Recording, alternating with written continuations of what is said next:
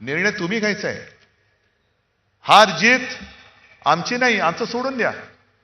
तुमचं आयुष्य तुम्हाला कसं जगायचंय, तुमच्या मुलाबाळांच्या लेखी काय होणार आहे, काय करायला पाहिजे हे ठरवणारी ही निवडणूक आहे. आणि म्हणून आम्ही दोन्ही भाऊ मिळून तुम्हाला वचन देतो आहोत. जे बोलतो ते आजपर्यंत आम्ही करून दाखवलेलं आहे.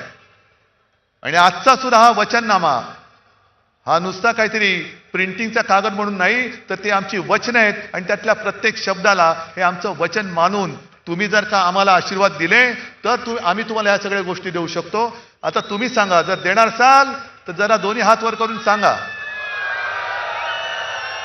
आणि हे हात मुद्दामून जरा दाखवा, त्या दलालांना दाखवा.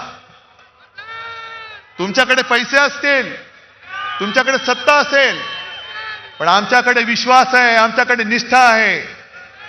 गद्दार लोक तुम्ही विकत घेऊ शकाल, पण निष्ठावानाने विकत घेऊ शकणार नाही. आणि हे जोपर्यंत मजबूत हात आमच्या सोबत आहेत तोपर्यंत शिवरायाच्या पवित्र भगव्याला, जो भाजपला मी नेहमी आव्हान देतो की तुम्ही हिंदुत्ववादी म्हणता आणि माझ्यावरती टीका करता, पहिलं तुमच्या फडक्यावरचा हिरवा रंग काढा आणि मग आमच्यावरती हिंदुत्वाशी बोला.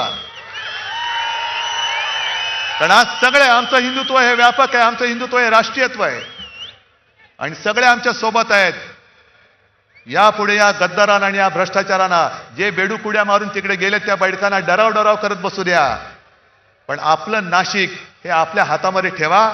आपली शिवसेना आणि मनसेची एक अशी भक्कम मजबूत सत्ता या नाशिकमध्ये आणा की उद्या कोणी दत्तक बाप इकडे पाय ठेवायला घाबरला पाहिजे. आणि तेवढी ताकद नक्की तुमच्यामध्ये आहे, हा विश्वास व्यक्त करतो आणि आपली रजा घेतो. जय हिंद, जय महाराष्ट्र. यानंतर राष्ट्रगीतासाठी तर ठाकरे बंधूंच्या संयुक्त सभेमध्ये उद्धव ठाकरे बोलत होते. एक छोटासा ब्रेक घेणार आहोत, लगेच परत येतोय. पाहत रहा